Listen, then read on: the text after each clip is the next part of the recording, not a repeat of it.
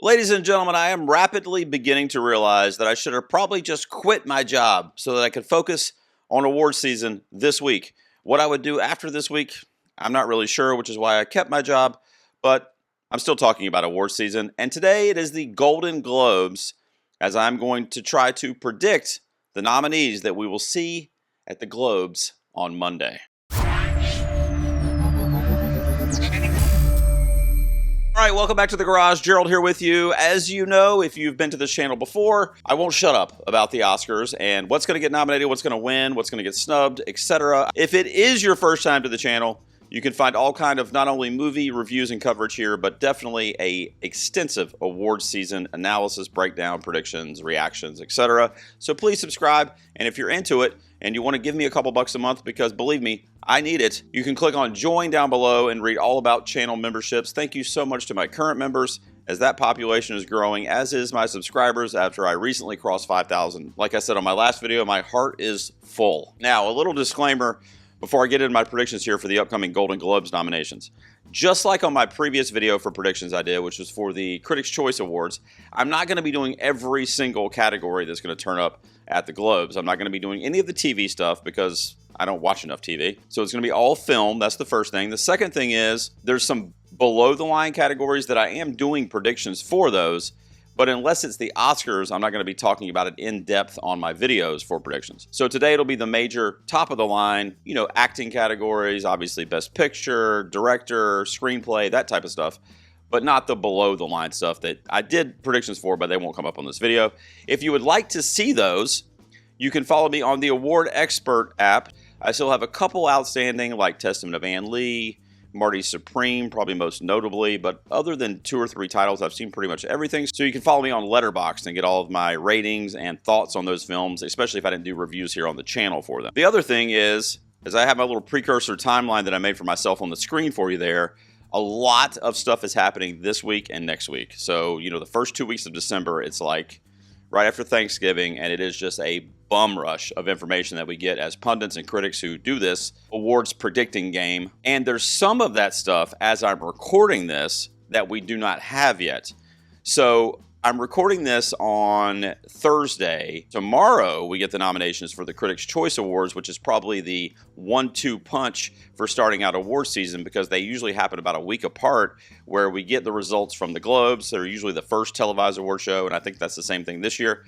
And then the week after, we'll get the Critics' Choice winners. And then you kind of have, okay, these are the televised awards that a bunch of people in the industry saw, and these were the big takeaway winners from those. So as I'm sitting here, we don't have that stuff. Now, we do have some critics groups that are notable, like the New York Critics Circle. We also got the NBR Top 10 list, which, by the way, was weird. It looked like the staff picks at a Blockbuster Video if it was open in 2025. The other list that you can kind of combine with the NBR Top 10, though, is the AFI list, which is usually a lot more in line with what ends up being nominated for Best Picture or various films that get mentioned across the gambit, like the Golden Globes. But what I'll do a lot of times is I will combine basically different films from those two lists to kind of compile my top 10 list. It's rare. It has happened minimal times, but it's rare that a movie that's not on one of at least those lists makes the Best Picture lineup. And that's in modern history. I mean, I haven't gone back 90 years. Hey Siri, can you tell me what the date and the time is currently? She didn't say it. Hey Siri, can you tell me what the date is? Guys, she's literally putting it in the screen, so I guess I'll just show you. It's Thursday, December 4th. Hang on. Hey Siri, what time is it currently? And I'm recording it at 12:23 p.m. Wow, that was supposed to be a lot more seamless. What is going on with Apple's AI lately? Like Siri. The first category that we're going to dive into is for Best Picture. I think Hamnet by Chloe Zhao is the most likely right now because it's got that international piece to it. The Globes are a lot more international than they've been in previous years, in the last few years at least, since they're kind of restructuring. Sinners is probably the quote-unquote winner in this category, but that's obviously an American film with American history material kind of spliced through it. It's a genre film that features vampires, and Ryan Coogler is he's done a lot of great stuff, Artur as well, but he's a blockbuster director, and this ended up being a blockbuster. So Sinners is probably my runner-up, although I will tell you that if Sinners won here, I would be thrilled. I also have Hamnet winning the Globe because I feel like Hamnet's the number 2 for the Oscar to One Battle. So it only makes sense that either the winner in the drama category or the runner-up when we get to comedy or musical, we'll look at those in a minute, would be the number 2 to One Battle After Another. And right now for me, it's Hamnet, so I've got that winning. I think that when you look at my 3 and 4 for drama, which is Sentimental Value and It Was Just an Accident, I think Sentimental Value is safe no matter what. That is obviously an international film, Norwegian. I love the movie. It's in my top 10 of the year. I've actually seen it pretty recently, a couple weeks ago, and I think it's one of the more moving films, especially when you factor in like its connection to Hollywood and to making films. And honestly, into the like awards space. I mean, they even talk a little bit about the movie that Stellan Skarsgård is making in the movie in a meta way, being on the circuit for festivals and awards, and Netflix is distributing it, and all that stuff's in the movie. So it does have that tie-in to the people that are going to be voting on this stuff. So I think for that reason, across the board, you know, whether you're talking about Critics' Choice, Globes, possibly even SAG, which is not a huge international booster often, and then of course the Oscars, BAFTAs, of course, all that stuff, I think Sentimental Value is probably going to show up. But the thing is that I don't know what it can like for sure win. We'll talk about a couple things that I'm going to be predicting, but I just wish I felt more confident about it. I feel like it's, you know, one of those films that's going to get a bunch of nominations all year, but only going to have a couple awards to show for it, which I could be wrong, but that's unfortunate if that ends up happening. It Was Just an Accident. I've got number 4, another international film. I'll be talking about this one a lot on this video and probably all of my future videos until I start to get proven differently. But I think Jafar Panahi, as the director, his narrative from the home country of Iran and very, very recently, actually, what he's been going through in addition to what we already knew, it's all because of kind of his artistic vision, and it's seen as a way of kind of speaking out against his own government. And this is the strongest narrative that we've got this season, at least so far, is Jafar Panahi. And I think because of that, the film is going to have so many more eyeballs on it than it would have in a normal year. You know, if it was the movie Just an Accident, and it was from a director that, you know, is good, and it was a good film, but it didn't have that narrative piece, I don't know that as many people would be flocking to see it and vote for it and lift it up and suggest it. I've got it at number 4 right now for the Globes, but I think it's a definite nominee. And then when you get to the last couple spots, after that top 4 in this category, I don't feel super confident. I really don't. I am putting in those last 2 spots, I'm putting in one that I do think is going to eventually get nominated for the Oscar, and I'm putting in another one that I don't think is going to get nominated for the Oscar. And a lot of times, you know, that will happen, whether it's an independent film or in some cases even a blockbuster film that ends up getting into the Globes, or maybe even a couple different precursors, but then it misses the Oscars. You know, I'm thinking from independent sides like Sing Sing last year.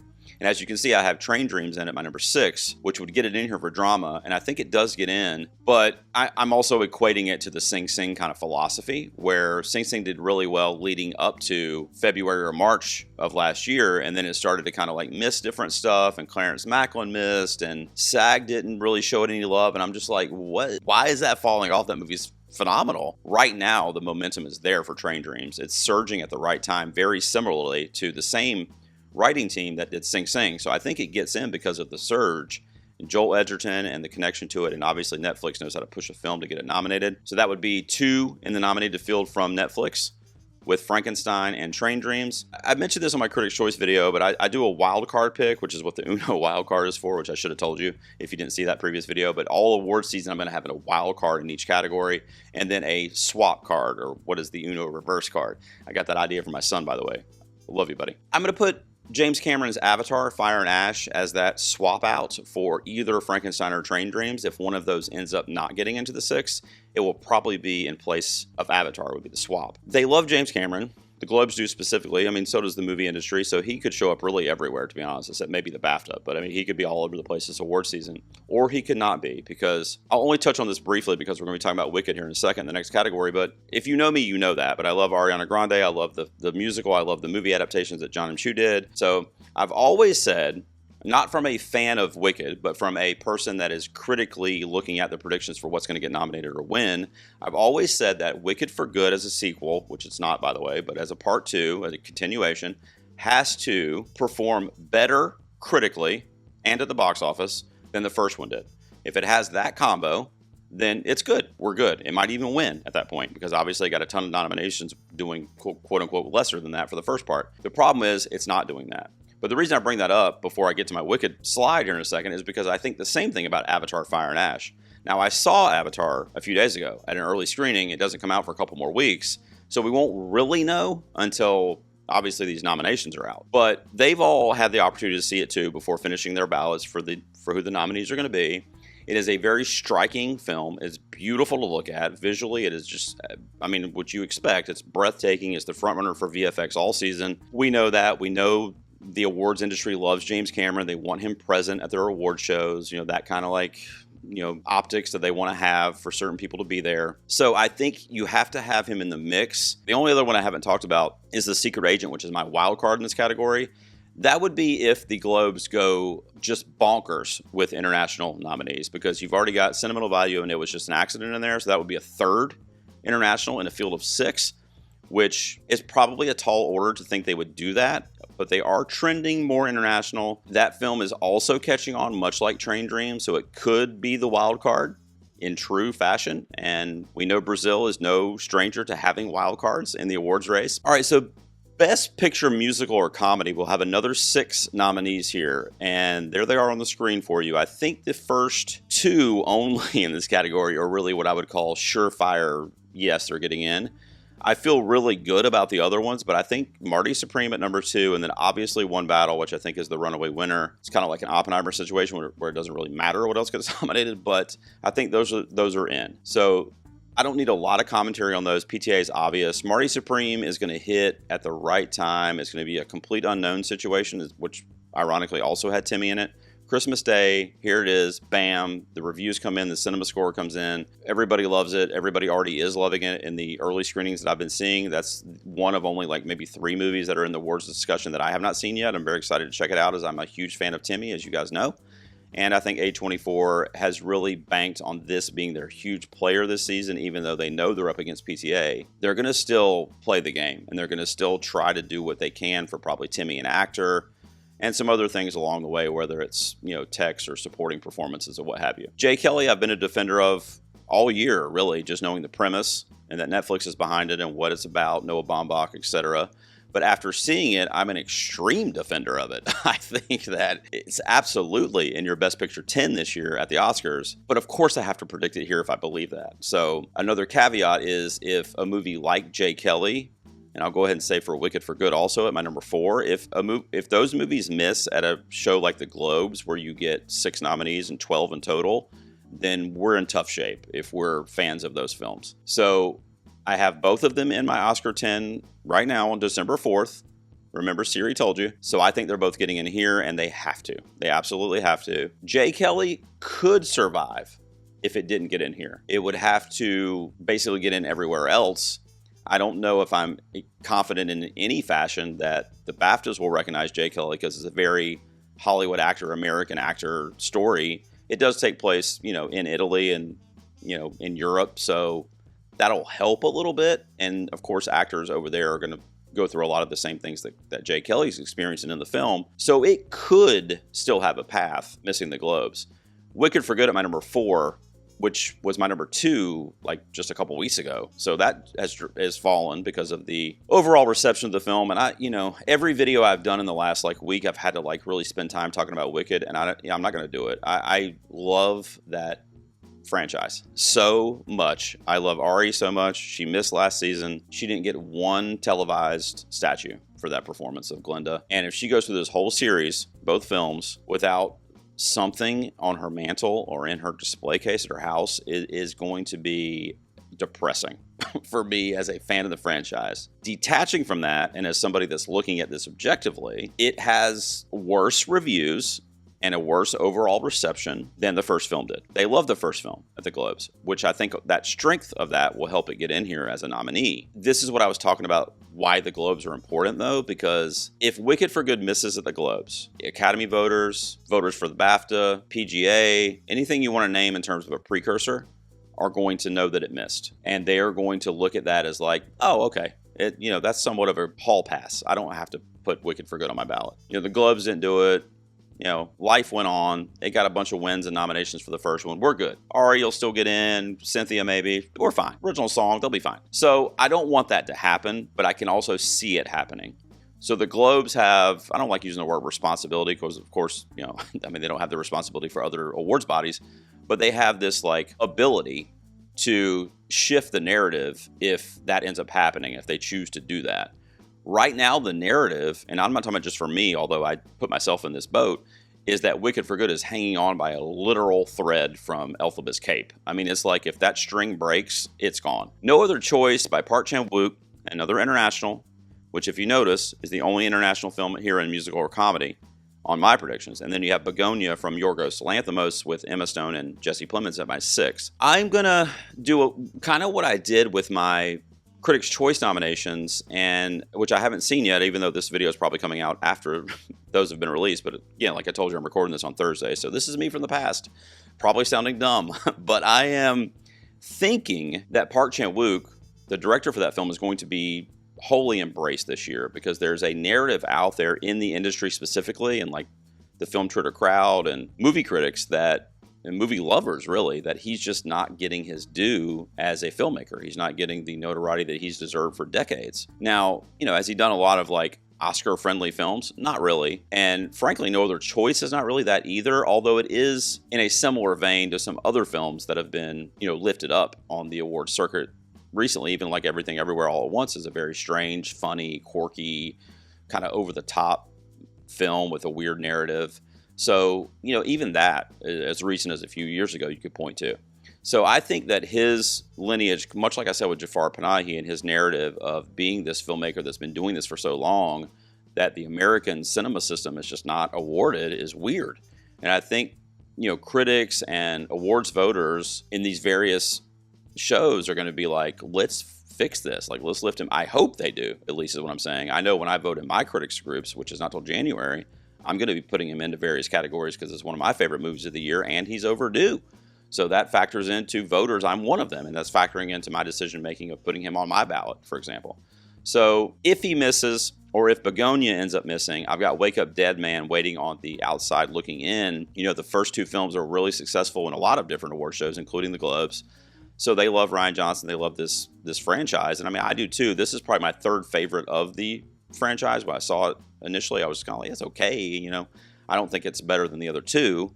So I don't know that it should necessarily perform better than those two did. And then my wild card, you guys might be like, what the fuck is this guy talking about? Is Rental Family. It's a feel-good movie that also, a lot of people forget this, or they're not talking about it, I should say, has an international flair to it. Hikari is a Japanese filmmaker.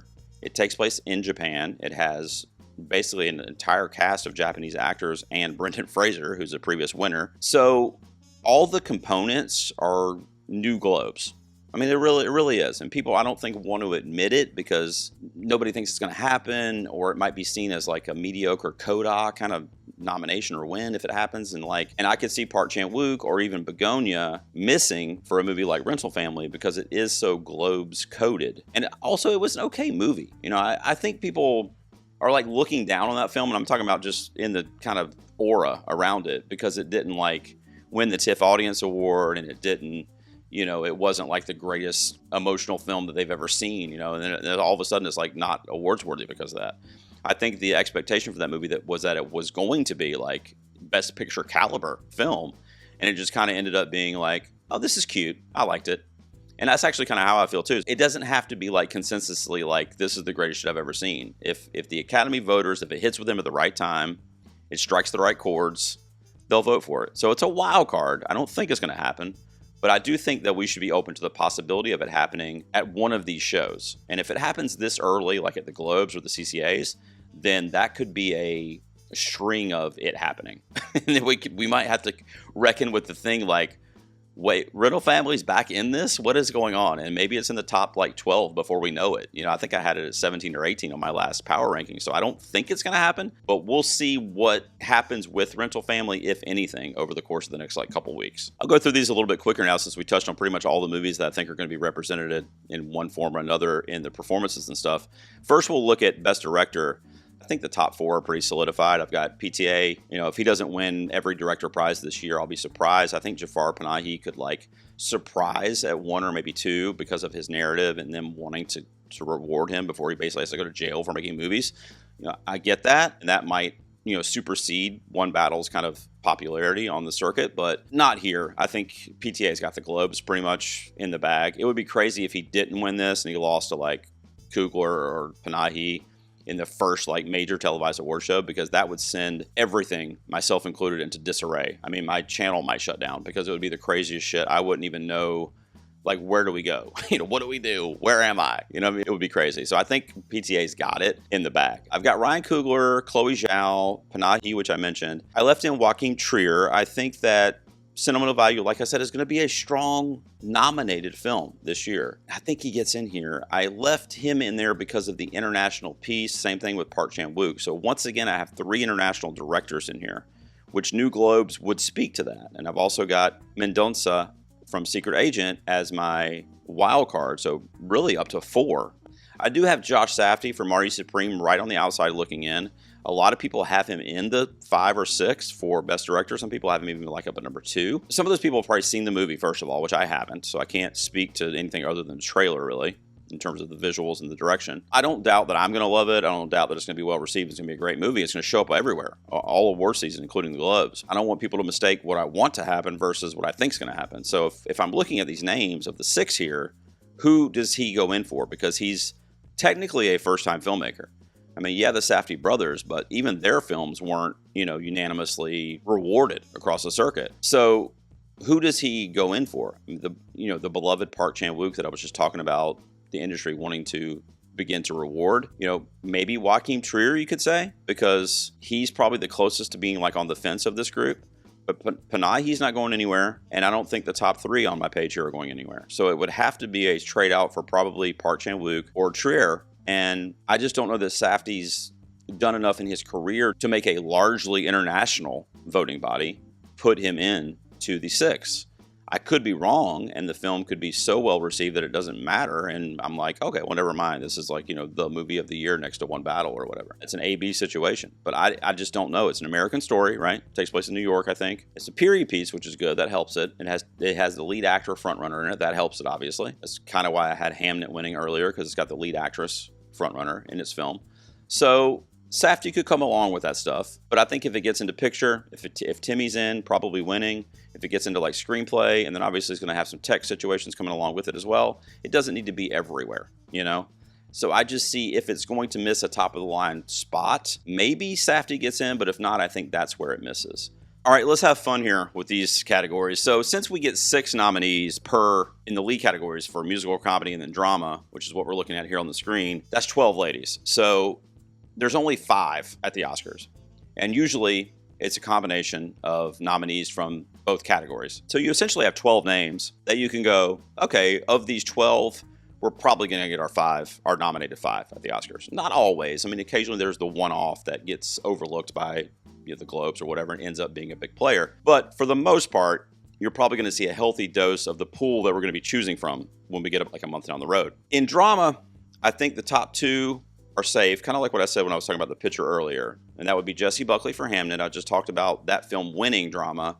And I think a lot of reason for me thinking that is because, first of all, it's going to be an Oscar player. And second of all, because that movie has the lead role winner in it. So a lot of times when the voting kind of crosses over in their mind, because it's like, yeah, they're voting for the movie. They like the movie if they're voting for it, but they're also voting for the performance that they remember in the movie, especially if it was like the movie. Now, I know Paul Mescal and Jacoby Jupe and great supporting cast, and obviously the text and Chloe Zhao's direction and everything. I mean, I know there's a lot of stuff that goes into loving that movie, but I do think Jessie Buckley's the takeaway, and her emotionality and her performance, her breakdowns, her, the mother component and the connection there, and then being a period piece connected to at least adjacent movies with Shakespeare and theater and stage. And, so I think that it's a no-brainer. And I think that if, much like I said with PTA losing the director, if she lost this at the first televised show at the Globes, just like I said with him, I would fucking fall apart. Like, I literally don't know. I would not know what to do in the future of my channel if Jessie Buckley loses lead actress, okay, or if PTA loses director. The other stuff, like, I would be upset at various categories, but I wouldn't, like, stop functioning as a human. And I think that might happen if she doesn't win this. So I've got her at number 1 pretty safely. Ante Ransva, who I adore, is my number 2. She's going to be the runner-up to Buckley in a lot of shows, a lot of places, maybe all of them, honestly. She might have a better shot at a place like the BAFTAs, but, you know, that would be cool if she wins like the BAFTA, and then we have like a Mikey Madison situation where Mikey didn't win anything really until the BAFTA, and then it was like, okay, well, that's the last show before the Oscars. What's the Academy going to do? Are they going to stick with Demi? Are they going to do what the BAFTAs did? What's going to happen? So that would be cool to kind of throw that element into our lives. But I do think Buckley's going all the way, probably everywhere. Jennifer Lawrence, Die My Love. If you follow me pretty regularly, you probably know this, but I tweeted last night that I'm not okay because I just took her out of my Oscar 5 lineup. I'm going to talk a little bit about why on the next slide, but there's another actress in the Oscars race that is going to supersede Lawrence's performance. I prefer Lawrence's performance, and I'm talking about her or Rose Byrne, by the way, who's not in this category. She's in comedy or musical, which is fucking weird, by the way. But I love Rose Byrne, too. But I just think that even though Lawrence gave the best performance of her career, the bottom line is, now this is definitely true for the Oscars, but also for the Globes and SAG and everything else. The bottom line is that she's in a Lynn Ramsey film, who I absolutely adore. Lynn Ramsey's probably in my top 5 or 6 like active filmmakers. Like everything she does, I'm in awe of it. I love the visuals. She brings out just tremendous performances from people. And Die My Love is no different. It's in my top 5 of the year. I was just mesmerized by that film and definitely by Jennifer Lawrence's performance. I took her out of my 5 of the Oscars, but when it comes to like the Globes, what's cool is like there's so many nominees. So there's no way she misses this, especially on her name. I mean, they've nominated her for like rom-coms. Same thing for Emma Stone when we get there. A name like Emma Stone being in the running, a name like Jodie Foster, who I've got on here, being in the running, they're going to nominate them when there's not a ton of competition to like be like, oh, I can't deny that performance. I think it's a lot of like good to great performances in the mix after those first few. And because of that, the names are probably going to take over and end up on the ballots versus the newer names that don't have a ton of accolades yet. Tessa Thompson is one of the newer names that I put into the mix for Hedda. I love that movie. I wish the rollout had been a little bit better for that because I really enjoyed it. A lot of people are kind of mixed on it, and I don't know, pleasantly, like, really surprised by that film. All the texts are beautiful, and Tessa Thompson is divine in that movie. She could, I think in another year, and if it had been a different studio maybe, or if the campaign had just been a little more focused on her, I think she could have ended up in our Oscar 5 this year. I mean, that's how good that performance is. It's kind of a villain, but not really. And, it's got the period piece component to it, so it could have gotten a lot of tech categories to go along with it. It could have been a big Oscars player, I think, if it had been just campaigned a little bit differently. But because it wasn't, it's going to be somewhat successful at various shows like the Globes, probably, in terms of nominations. But I don't think it's going to go very far past, like, maybe the Critics' Choice Awards. But, after those first couple award shows, it's probably going to wane in the conversation. And then the last two is exactly what I was just talking about. Now, this does speak to old Globes a little bit, I will admit. But again, I don't think the competition is stiff enough to knock out names like Julia Roberts and Jodie Foster. So I'm leaving them in. I have not seen A Private Life, and to be frank with you, I don't even know what the hell it is. She gets nominated fucking always. I mean, we could talk about Naya, but just in general in her career at the Globes, and other bodies too, she's just constantly being nominated. Since she was like a kid, her whole life she's been receiving nominations. Same thing for Julia Roberts. She's been out of the game for so long. It's a high-profile film with Luca Guadagnino directing that has horrible reception, but her performance is phenomenal. And I haven't heard a lot of people, if any, speaking negatively about her in regards of what she did with the material.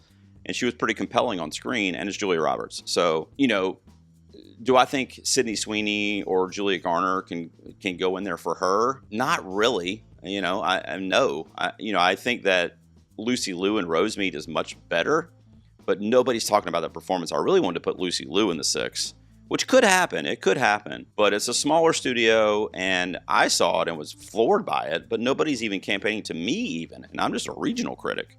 So they're not out there for Lucy Liu like I feel like they should be, which would make her a really, really strong player, because that is a really good performance in Rosemead. Talk about a gut-wrenching performance around motherhood. Holy shit. But between Lucy Liu, Julia Gardner, and Sydney Sweeney, I just don't know that anybody would overtake those last two names, Julia Roberts and Jodie Foster. I hope it's Lucy Liu if somebody does, but right now, this is a category that I feel very, very not confident in. Like, I don't know anything after the first 2, maybe 3, and the Jennifer Lawrence being at number 3 is really hopeful. Like, she could even miss here, and then it could be Lucy Liu or something. So I don't know what to do with this category.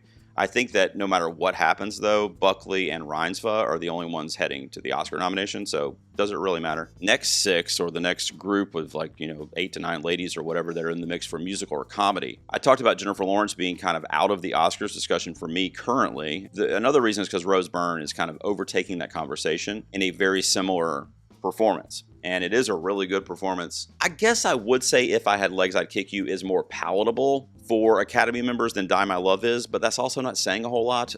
You know what I mean? This is a movie that kind of modernizes a little bit of what we get from Lawrence and Die My Love, and I think that makes it a little more, user-friendly. So because of the chatter recently, she's already won awards and received nominations that I think she would get, like at the Indie Spirit Awards. I don't think the film's going to get anything else, especially at the Oscars. I mean, there might be a small sliver of hope for screenplay, but I think the field's too crowded there too. So that will be her big hurdle. Of course, it happens. It's happened quite a bit, actually, where the performance is the only nomination for the movie. And the performance is kind of what's talked about versus the project as a whole. So it's possible. I have it happening right now at the Globes. And if she does end up winning the Globe, which is what I'm predicting, then it's off to the races for her. Then it's a situation where she's the musical or comedy winner, and that almost always, I don't have the stats in front of me, but that almost always translates to an Oscar nominee for lead actress. So she's up against Jessie Buckley, if that does happen. So does it really matter? Probably not. But the precursors and the guilds especially is going to tell a story. I always say that. It's going to be writing a timeline for us in real time. It's going to be drafting a Wikipedia page in real time for us, and we're going to see each paragraph as it gets written. And if Rose Byrne or the Globes start out by giving her this really prestigious award to start off award season, just like they did with Fernanda Torres last year as the most recent example, regardless of where she gets in anywhere else, which also we can say about Fernanda Torres, because she didn't show up anywhere for a month after that and still got the Oscar nomination. So it would be whoever wins this is in the Oscar 5. I think I will say that no matter what. I would say that if Kate Hudson wins this, which I don't think she will, but let's just say Kate Hudson won this award. She's in my Oscar 5. I think that it's a strong beginning to that person being in the zeitgeist and that movie that they're in being in the zeitgeist. But it's a female director, great performance. Conan O'Brien, who hosts the Oscars last year, and I think he's going to be doing it again this year. I loved him. I love him in general, but he was great as a host. Maybe that does something for them. If they watch the movie and they see him, they see their host. Oh, wait, what's this? And he does great in the film too. Rose Byrne's train's already kind of started rolling out of the station. I think it was the New York Critics Circle gave her the award, and then she also received the Indie Spirit nomination, and it was either the Gothams or the Astros, I can't remember, but one or the other. She also got in there, maybe both, I can't remember. So she's being mentioned a lot so far, and that's really it for the film. But I think it's going to be enough to get her there. A lot of people probably have Amanda Seyfried a little bit higher. I've got her at number 3. I've got Emma Stone at number 2. Emma Stone, much like I said earlier with Jodie Foster, really is because it's Emma Stone. Now, let me, put a little asterisk on that. It's a phenomenal performance. I mean, brilliant. Probably top 5 performances of her career. But I ranked Emma Stone's performances, and it was high up there. And that's with it. I had only seen it a week prior to doing that list, and that's how much it impacted me. And she's done a lot of really, really good stuff, Oscar-winning stuff, Golden Globe-winning stuff, but they nominated her for everything. I mentioned rom-coms, and she's gotten nominations for films I had never even heard of at the time. I mean, Emma Stone, it's like Jodie Foster. Very similar thing there, but she would be ahead of Amanda Seyfried for me because of that name recognition. Although Amanda Seyfried's super popular too, but Ann Lee, The Testament of Ann Lee, I'm just worried about right now. I have a weird feeling around that film in the last couple days. I mean, there were some short lists that came out for the, I believe, Critics' Choice Awards, which of course will be getting the nominees probably on the day. That's probably already happened as you're watching this. And Testament of Ann Lee missed some tech categories, some below the line categories that I was frankly kind of shocked by. But right now, she's in that top 3 right there. Cynthia Erivo dropped down for me. She was my number 1 for this when I initially did it a couple weeks ago. But just like everything else with Wicked for Good, the thread is thinning out for some of these things that the film would have been 1 or 2 for me a couple weeks ago. And it's not because of my personal preference, like I said, it's because of the reception, the scores online. Luckily it has the box office piece, but we saw what a movie like Barbie went through at the Globes, where it got nominated for a lot of stuff, and that one was well received, first of all, but it got nominated for a lot of stuff, and then they just gave it the Cinematic Box Office Award. And that was all it won, I think, that year. And I was like, well, that was one of the better films of the year. That is definitely one of the more notable, recognizable films of the year. And that was all it got. Seemed kind of weird. So, but it did get a lot of nominations. So I don't know if Wicked for Good is going to be that movie this year at the Globes, I mean, specifically, where it has like, 8, 9 nominations, but it doesn't win anything except maybe box office. That would be unfortunate, and it would hurt its chances going forward. Maybe not for nominations, but for wins for sure. So Cynthia's got to get in here. And if you're looking at my swap and my wild card, just to round out my 6, I've got Chase Infinity for One Battle After Another, which some people don't have in because of the youth and it's her first major role. I think she's in. I don't like to equate it to Mikey Madison from last year because Mikey Madison was Honora, literally, and she was in 99% of the film. Chase Infinity's maybe 65% of the film, but Willa's character is crucial. I mean, without Willa and just the overall storyline and falling into disarray in that film is around her, and it's around her kind of connection to the other characters. If Chase Infinity can't sell that to us, it doesn't work, even with PTA as a director, but she absolutely does. And I just think her performance is strong enough. I think when the voters see it, and I'm including that in the Academy, which a lot of people think I'm crazy for having her in my 5 there, but I still do. I just think the performance is so strong in the strongest movie of the year. So I just don't know why. I mean, I'm sure it could happen, especially somewhere like the Globes with the international voting bodies, but I just don't see why I would feasibly, before anything happens at least, say that the, standout performance, at least for me, in One Battle, the number 1 movie in all these shows, would not get nominated. It just seems strange, Eva Victor, I put into my 6. I had Kate Hudson there, but as you see, I have Kate Hudson as a swap now, and then I've got a wild card for Olivia Colman for The Roses, which was, by the way, a really good movie. I really liked it, but that's actually an actual comedy, which some of these are not. So in fact, I don't think any of these are really, except for, you could say Wicked, I guess, and A and Lee, because they're musicals, but otherwise, where's the comedy? Kate Hudson, I moved out and put Eva Victor in because I think that the early jumping on the bandwagon with Kate Hudson may have hurt it at the end of the day, because even I thought it was weird, and I love Kate Hudson. I mean, Almost Famous is one of my favorite performances, literally, of all time. Like, I'm not even joking or hyperbole when I say that. So I love her, and I think we collectively, as a group of pundits and critics and movie lovers, want Kate Hudson to get back to that. Like, we want to have another performance of hers where we can say the same thing that we said about Penny Lane and feel the same way about it and have it impact our lives, like that performance did. And she's done a lot of great stuff in various spaces. We were talking about Knives Out and obviously the romantic comedies that she's been in. And she's done a lot of really, really good shit. And I love her in her career. But if we're not lying to ourselves, she's never really gotten back to that dramatic, performative emotion that we got from her in Almost Famous, where she was super young 25 years ago when that movie came out. So I think because we want that so badly, we were kind of pushing her into a group that she's really not ready to be in yet. And I'm talking about her performance, her character. I haven't seen the film, in fairness, so after seeing it, I might change my tune, but it sounds like it's a little baity what her character goes through. It's based on a real story, and you can read about the different tragedies that the family goes through. And, so it turns from like a feel-good music biopic into like a torturous drama of survival. I don't know, so I hear the tone is kind of weird in it. I'm just not sold on Kate Hudson, so I don't want to be like, well, everybody's got Kate Hudson in, so sure, she's in. I think Eva Victor did some really, really quietly devastating, impactful things in Sorry Baby, both as an actress and as a screenwriter and as a director, honestly. But on screen, it's just, her character is like that awkward heartbreak. That's what she kind of relays to me throughout the whole runtime.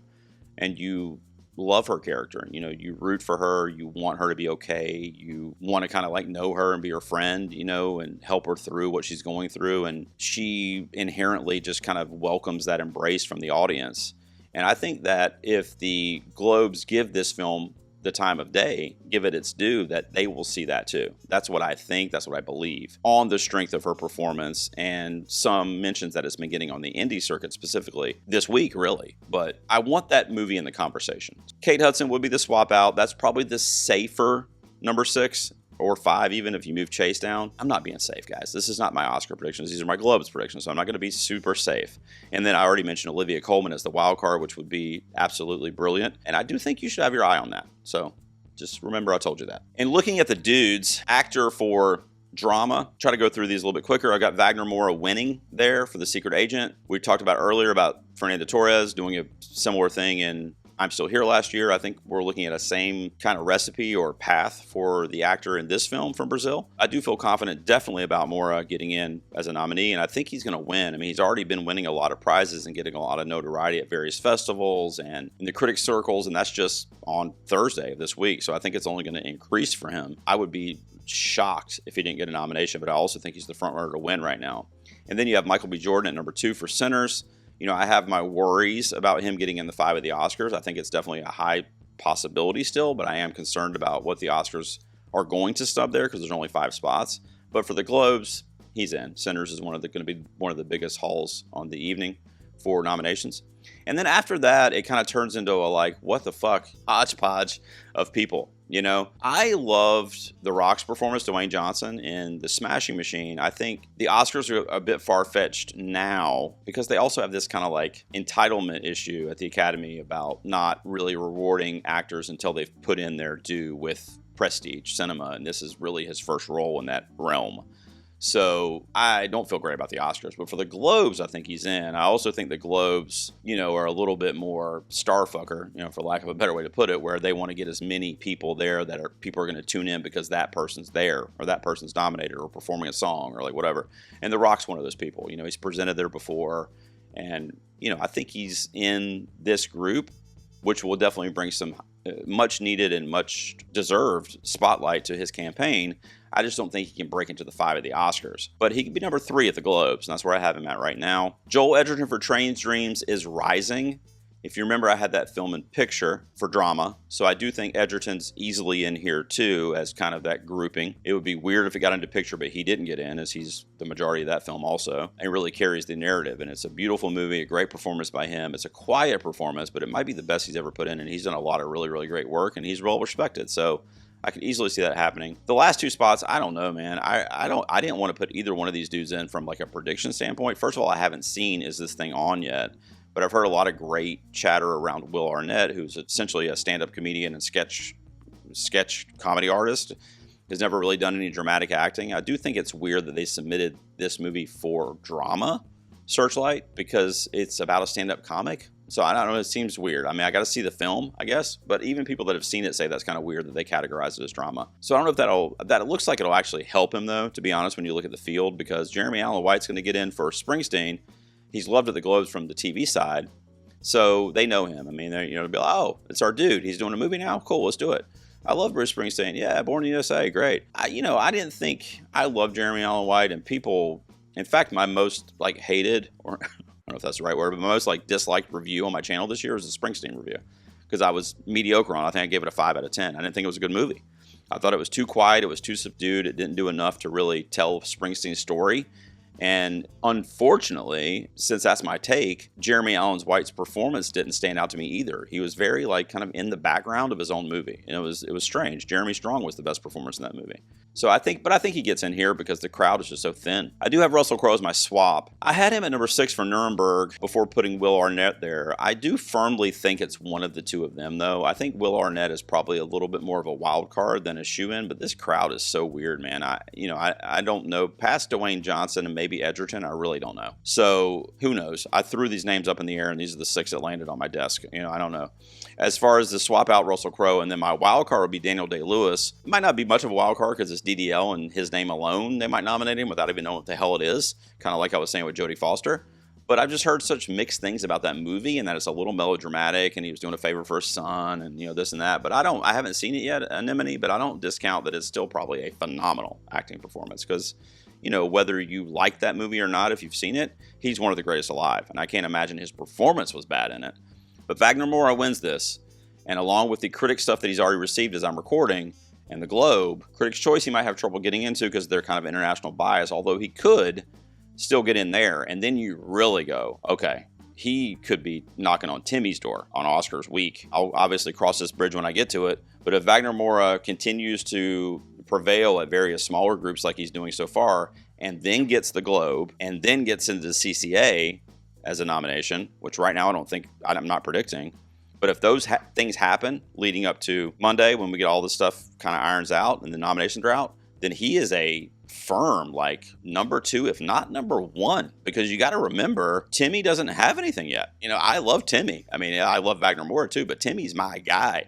You know, I've been riding for him for like a decade when he was like, 15 years old. You know what I mean? So I'm not necessarily happy to say that, but from a prediction standpoint, Wagner Moura is kind of leading the charge currently for the secret agent. So if this keeps happening, then, again, with Timmy going, maybe next year, I don't want to say that again, but I don't know. That's what I got right now for Best Actor Drama. That's a weird category for me. I didn't know what to do with this one. For actor in a musical or comedy, this one's a little bit easier, although it gets kind of jumbled in the bottom of this lineup too. So the top 3, really the top 4, even though their Oscar chances are a different topic, but the top 4 I think are in at the Globes, which is Timothée Chalamet, we were just talking about, Leo, which might be some people's number 1. He's my number 2. George Clooney for Jay Kelly. Yes, I told you I believe in that film, and I think they're going to respond to it. Jesse Plemons for Begonia. I think he gets in here at the Globes. I do have worries about him at the Oscars, but I think he's in at the Globes. I also think Ethan Hawke's in for Blue Moon, but we were talking earlier about how I'm kind of weirded out about the lack of conversation around Ann Lee. The same thing can be said for Blue Moon. Like, has anybody even heard that title mentioned aside from like me talking about it on the channel? I just don't hear enough people talking about Blue Moon or Linklater or Ethan Hawke. I mean, they've been doing stuff. They've been on the circuit doing interviews together, which have been delightful. So I have Ethan Hawke in my 5 at the Oscars right now. So this would be a situation very similar to Jennifer Lawrence for me, where like if he doesn't start getting something in terms of like feedback and then obviously nominations, he's going to have to be out because it's just not going to happen. I hope he gets in. He could also miss, but I hope he gets in. And then I did put Brendan Fraser at my number 6. The other option would have been, as you see the swap card there, would have been Lee Byung-hun for No Other Choice, who's a pretty popular international actor here in the States too. But I just think Brendan Fraser is so lovable, previous winner. He's in the conversation whenever he does a movie the last few years, and everybody knows him, and he is going to campaign really well, probably has been campaigning really well. And I already mentioned that I think Rental Family is going to have somewhat of a mini resurgence after the TIFF, because it was riding really high between like the trailer release and TIFF happening like that week or whatever. It was like everybody's like, oh my God, this is going to be the greatest shit ever. And then it was just kind of average. So I think it is going to come back in a way to where it's going to be a little bit more in the conversation on the award circuit. I don't know how successful that'll be or how far it'll ride that to the Oscars or not. When it comes to the Globes and you have so many nominees across the board, and my trade outs are like Daniel Craig, who I already mentioned is not a lead in Wake Up Dead Man. I mean, I loved him in it. He's hilarious in it. But he's not. I mean, Josh O'Connor's the lead. In fact, if Josh O'Connor was in lead at the Globes, which forgive me, I don't think he is. I read that they were campaigning for supporting, which is why he's not on here. But if he was in lead, he would be in my 6 for Knives Out. But Daniel Craig, not so much, because he's not in it very often, and it's definitely not a better performance from him than we got from him in the first 2 films. And then I only have a few more I'm going to go over on this video. Like I said, if you want to see my bottom of the line predictions for the Globes or the CCAs or any award show that's basically not the Oscars, it won't be in the video format because these videos are already like an hour long. But you'll be able to see them on the Award Expert app, and you can see my opinion or rankings of the films for the year as well. I do 2025 rankings on Letterboxd, so you can check that out. When it comes to supporting actress, the supporting categories only do 6 for across the board. There's no musical comedy or drama or whatever. Yes, Ariana Grande. What are you kidding me? Of course. I mean, I did a whole thing at the beginning of this video. I won't go into it again, but she absolutely better win something this season. I mean, this is crazy. This is the craziest shit. I'm in an all parallel universe if she does not have some kind of gold prestigious statue, whether it's the Oscar or not, for that character, Glinda. I mean, holy shit, let's do it. I mean, this is it. I mean, we got to do it. So, if Ariana does not win this, it's probably Teyana Taylor. Although this is a hodgepodge as well, where it's like you can flip a coin for any of these really, because after those top 2, it's a mix. Another category that these are all pretty equal, and any combination of these women could end up being the last 4 spots. I put Inga Isbader Lilias in from Sentimental Value at my number 3 as opposed to Elle Fanning, because first of all, I didn't want to have 2 actresses in from the same movie. Even though that could happen, I thought that would be strange for an international predominant voting body like the Globes. So I've got Inga in because obviously she's the international actress. I've also got Gwyneth Paltrow in for Marty Supreme, and I considered Odessa Azion because I've heard she's the more powerful performance, but she's so young, a newcomer essentially. She's done some TV stuff, but she's not really well known in the film world. So I don't doubt that her performance is better, more boisterous, more kind of outstanding. But we're talking about names, right? With the Globes and the Starfucker component, right? It's Gwyneth Paltrow. You know, much like Julia Roberts, she's been out of the conversation forever for like Oscar material, awards material. So they want her there. They want Marty Supreme to be represented. I think this is a good spot where it's going to easily get nominated for Paltrow. Then I've got Amy Madigan for Weapons and Wunmi Mosaku for Sinners, rounding out my 6. As you can see, Elle Fanning is my near miss, but she would be the swap out for one of those last 3 probably. Any one of them. I don't know what the hell's going to happen. And then I'm leaving Jennifer Lopez in for Kiss of the Spider Woman as my wild card. I think it's a long shot, but that's why it's a wild card, you know, and that could be a name thing too and a narrative thing too, where it's long overdue. And what happened with Hustlers a few years ago could be in the mentality still for some of these voters, but it is definitely a wild card that I don't think is going to happen.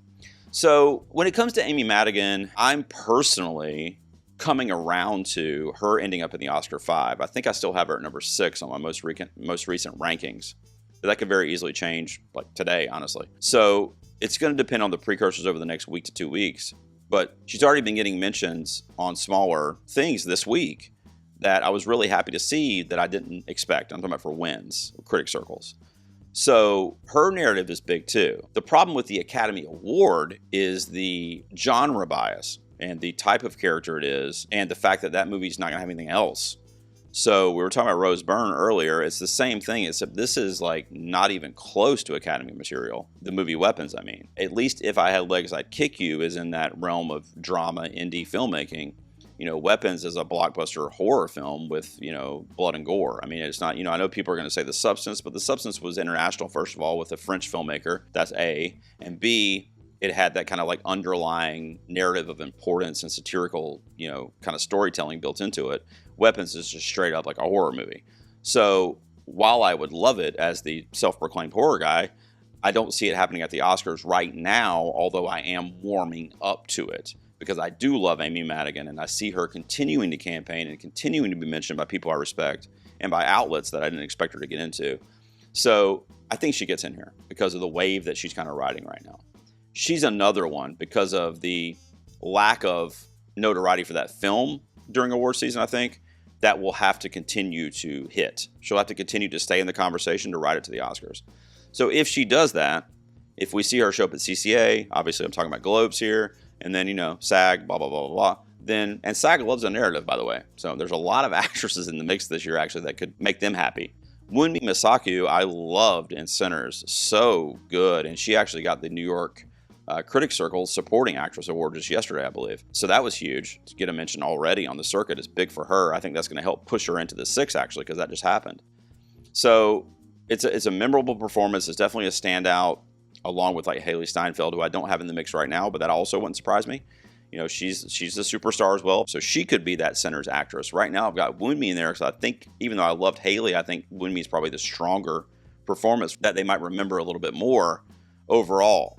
And then I already talked to you about the swap out and the Hail Mary wild card. I need to get a Hail Mary icon for Jennifer Lopez. I don't think it's going to happen. Supporting actor is interesting. This was the easiest category for me and my predictions, and I haven't listened to anybody else's really, at least not in a while. But for me to come up with my 5, and then once I got to number 5, I didn't really know what to do. Or once I got past number 5, I've got Stellan Skarsgård as the winner here for sentimental value, so that movie wins something at the Globes. Because I fear that it could get a bunch of nominations and win nothing, especially if Stellan misses. Now, it'll be in the race for a lot of stuff. It might even be the number 2 in certain categories, but I don't really see it winning anything else at the Globes, just Stellan. So I've got him as my winner. That is on the strength of his career narrative and also the international voters. He's only the real actor, you know, from an international film in the mix here. So I've got him as the winner. Paul Mescal from Hamnet, you know, it's going to be a huge one where, you know, he could win it like the BAFTAs or something like that. And then that really kind of throws everything, you know, crazy as we get late in the award season. But right now, I think it's Stellan Skarsgård. I do have Sean Penn and Benicio basically tied at 3 and 4 there from one battle after another. I know a lot of people will say Sean Penn might even be their number 1, and I get that. I totally get it. I think the Globes specifically, though, the predictions I'm doing, will lean more towards performances like the ones we're going to see in Sentimental Value and Hamnet. So for that reason, the one battle ones are a little bit lower for me, especially Sean Penn's, who, you know, He's doing some campaigning lately, but he's usually vocal about not really liking award shows, definitely the Oscars. You know, he's not going to go if he gets nominated, he said in the past. And, you know, I guess he reached out to them to, like, support Ukraine, and they didn't respond. And, like, you know, he's been very vocal against kind of the award system overall. Jay Kelly, Adam Sandler, I mean, you guys know I believe in that movie, so why would I not put Sandler in here? If Sandler misses here, he's fucked. Like, you know, I've got him in the Oscar 5 for supporting, but if he missed the Globes, he's out. You know, he's got to get nominated here, and I think he does. If he misses, I'm going to be in trouble because I've had him in all year. I don't know what to do. So I think he's in at the Oscars still, too. I also think he'll get into places like the SAG. You know, they've proven that they love him, and they're not afraid to nominate him like apparently some other bodies might be. And then my sixth spot, I told you I was messing with myself, and I still don't really know what to do. So I fell on a Sinners actor being in here because we have the one battle representation, right? We have the Hamnet representation. And I think the third strongest movie in the kind of awards discussion this year, wherever you put it at 2 or 3 or whatever, is Sinners. And I've got it represented in a lot of categories at the Globes, maybe all of them. I don't have them in front of me. I'm only doing these ones I'm going over with you guys, but I didn't have anything here. And I'm like, you know, Delroy Lindo also has a narrative. So SAG is a big chance for him too. But that conversation could be ignited at the Globes because what I'm thinking is happening with Delroy and really Miles Caton to a certain extent too, which is another option from Sinners. I went with the elder actor with the narrative, but, you know, it could start that for Delroy because, you know, I mentioned not really like using the word responsibility, but the Globes could be like, guess what, guys? Don't forget about Delroy Lindo. We nominated him. We love him. You know, we've not nominated him before. Other bodies might not have, but we did, you know, and he's going to be in the running and he's going to be eligible for votes and he's going to be out there talking about his nomination and, you know, so on and so on. And then, you know, shows that come up a little bit later, weeks down the road, could do the same thing. And the next thing you know, Delroy's got all these nominations racked up where it adds up mathematically for an Oscar nomination.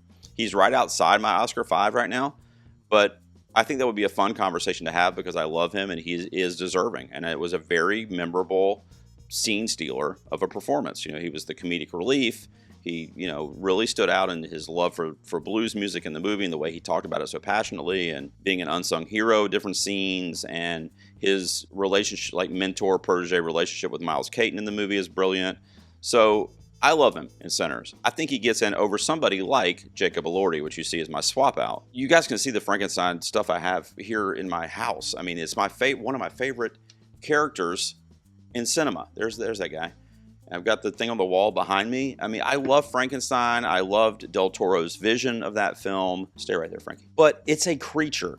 It's a monster in a, I guess, horror film, like a romantic horror film, a gothic horror film that Del Toro does a lot, and I love his sensibility. So is that, yeah, he could get in. I just don't see it happening because of the youth of his career, because of the type of performance it is, you know, being in a creature feature, basically. And I'm just skeptical, but it could happen. My wild card is from Train Dreams, which is a movie I've been mentioning quite a bit for the Globes. If they decide to embrace this Sing Sing-esque indie drama, then William H. Macy, his name could be in the mix for Train Dreams. I also put him in my near misses on my board in my top 10 for supporting actor at the Oscars too, very recently. And then only 2 more categories I'm going to go over on this video. Best Picture Non-English, which is essentially international feature.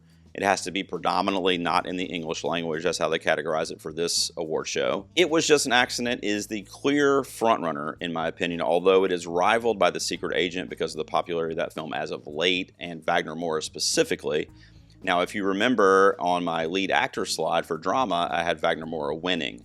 So in a lot of cases, whether it's Hamnet or what have you, the lead performance winning helps the film a lot. And that's the same case in international feature or non-English if it's winning there. And that's really going to boost that movie up in terms of votes because if Wagner Morris is winning, then you would think they all watched the movie and liked it, right, to vote for him. So the movie's going to get a lot of votes too. I just think that it's an impenetrable narrative that Jafar Panahi has right now, on top of being a really good movie. You know, they're going to watch It Was Just an Accident. They're also going to love that film. So it's not even necessarily a competition because they're going to love both The Secret Agent and Just an Accident. And really sentimental value and No Other Choice as well. Those top 4 are probably going to equally be loved. And the only thing that's really messing with me with these predictions is that the top 5 I have right now are all neon. This is literally the neon category. Sentimental value is my 3. Like I said, it's going to be nominated. It's going to be The Irishman. It's going to be nominated everywhere. What will it win, though? You know, I don't see a path for a lot of wins, except maybe Stellan Skarsgård. I did put in No Other Choice for international. I think even with the other stuff that I was kind of hope-dicting earlier, and definitely at the CCAs I was hope-dicting. Predicticizing, by the way, is what I like to say. It's not catching on. Everybody's still doing the hope-dicting thing, so whatever. But I think this is where Park Chan-wook obviously gets in for a nomination, is for international feature. At least I would be surprised if he doesn't. I don't think he can win because he does have Brazil, and it was just an accident that he's up against, so that's going to be a really tall order, but I do think he gets in for a nom here. I saw Surat as well, which is my number 5 there. That's another neon. It's being distributed, I believe, by Spain, but it takes place in Morocco, and it is a harrowing, visceral film. The sound design is phenomenal. And then I've got Left-Handed Girl from Netflix, which is the Sean Baker produced and co-written film out of Taiwan, I believe. Really good. It's basically the Florida Project in Taiwan. I mean, that's basically what it is. Like, and I'm talking about it looks like that even. Like, it looks very Sean Baker-y to me, and obviously he's been very successful at various shows, including the Globes. So him being there and campaigning for it, I think is really going to help the movie. And then on top of that, it's a good film. It's really good. It's actually streaming on Netflix now. You can check it out. And then I've got my 2 near misses. My swap in would be The Voice of Hen Rajib, which is a very important film I haven't seen yet. It's one of the few that I have not seen yet. And it's the only one on this card I haven't seen too. Knowing what I know about that film and like what it's about, I think it's definitely, especially when we get to the Oscars and stuff, it's a narrative that they might want to embrace.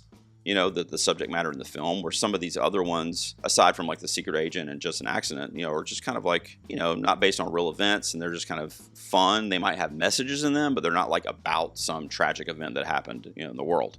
So Hen Rajib could be that like message that we're behind, and it's also a good movie. I haven't seen it, but I assume it is based on what I've heard about it. So that could be the swap in there. And then Beline I just saw recently, which is another real life story out of Argentina, and it's another important story, just like I was talking about with Hen Rajib. It deals with a young lady in Argentina who was arrested for having a miscarriage because they assumed that she got an abortion, and she sat in jail for 3 years while her case was tried, and it eventually led to a women's uprising in Argentina, and really in all the world got behind her, and they ended up turning Argentina pro-choice and legalizing abortion and a women's right to choose. So it was a very impactful, like revolutionary thing that happened in 2011 or 12, I think. It was like a little over 10 years ago. So it's a pretty recent story too.